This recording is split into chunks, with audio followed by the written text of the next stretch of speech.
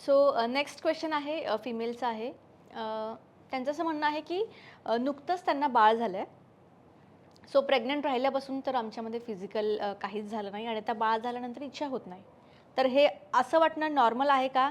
आणि योग्य वेळ काय आहे पुन्हा फिजिकल स्टार्ट करण्याची?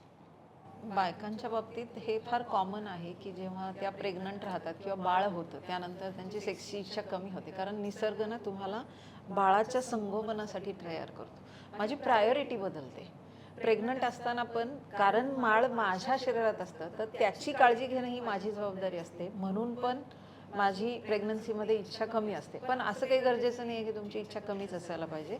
विथ प्रिकॉशन, जर तुम्हाला डॉक्टरांनी सेक्स करायचा नाही असं सांगितलेलं नसेल तर तुम्ही थ्रू आउट प्रेग्नन्सी सेक्स करू शकता, काही गोष्टींची काळजी घेऊन. डिलिव्हरीनंतर प्रॉब्लेम काय होतो ना, बाळाची जबाबदारी येते.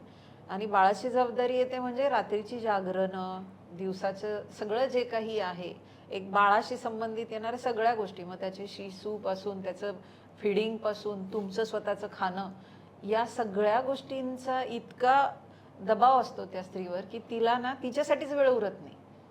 म्हणून सुरुवातीचे काही महिने जोपर्यंत तुमच्या बाळाचं रुटीन सेट होत नाही आणि तुम्ही यूज टू होत नाही, तुमची पण जी दमछाक होतीये ती कमी होत नाही, तेव्हा असं वाटणं हे खूप स्वाभाविक आहे. पण असंही असतं की काही फिमेल्समध्ये जरी बाळ लहान असेल तरी तिला अगदी डिलिव्हरी झाल्यावर महिन्या दीड महिन्यात पण असं वाटतं की मला आता सेक्स हवंय.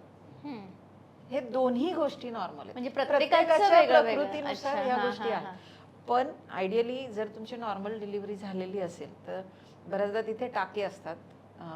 युट्रसला परत त्याच्या नॉर्मल साईजला जायला साधारण 6 आठवडे म्हणजे दीड महिन्याचा वेळ लागतो. तर त्या दरम्यान जर सेक्स झाला तर तो थोडासा त्रासदायक होऊ शकतो. पण 5 ते 6 आठवड्यानंतर सेक्स करायला काहीच हरकत नाही. फक्त सेक्स करण्याच्या आधी काही गोष्टी तुमच्यामध्ये फार क्लिअर पाहिजेत, की जसं मी म्हटलं की कारण तुमचा डिझायर कमी होतो, निसर्गच कमी करतोय, म्हणून तुम्हाला ल्युब्रिकेशन नसणार आहे. Because you have gone through एक ट्रॉमा येतो.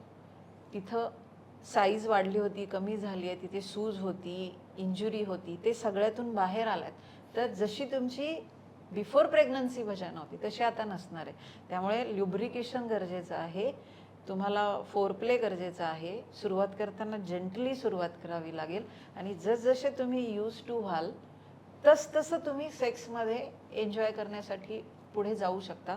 डायरेक्टली तुम्ही अपेक्षा ठेवाल की नाही आता दीड महिना झाला आहे मला सेक्स करायचा आणि आधी जसा होत होता अगदी तसाच सेक्स व्हायचा, असं नाही होणार. आणि ह्या सगळ्या गोष्टी अगेन दोन्ही पार्टनरने एकमेकांसोबत बसून डिस्कस करून केल्या तर त्याच्यामध्ये काहीही प्रॉब्लेम येणार नाही. ओके. जे लॅक्टेशन जोपर्यंत फिडिंग चालू आहे, हार्मोनल चेंजेस असतात थोडेसे, तर प्रोलॅक्टिन हार्मोन जो आहे तो बऱ्यापैकी वाढलेला असतो. मग त्याच्यामुळे थोडंसं इस्ट्रोजन थोडं कमी आहे, मग वजानल ड्रायनेस आहे. किंवा प्रेग्नन्सीमध्ये सुद्धा तिथं असं आहे की आपण 3 ट्रायमेस्टर पकडतो. फर्स्ट ट्रायमेस्टर म्हणजे पहिले 3 महिने, की जिथं प्लासेंटा वार तयार झालेली नसते.